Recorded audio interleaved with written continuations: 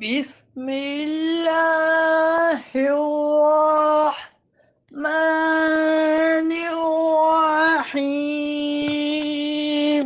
فالق الإصباح وجعل الليل سكنا والشمس والقمر حسبانا ذلك تقدير العزيز العليم.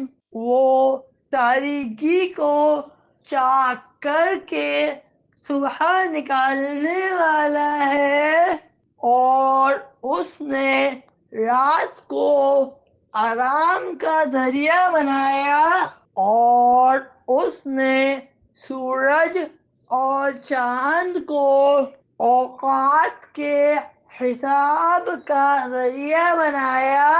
یہ زبردست علم والے کا مقرر کیا ہوا اندازہ ہے.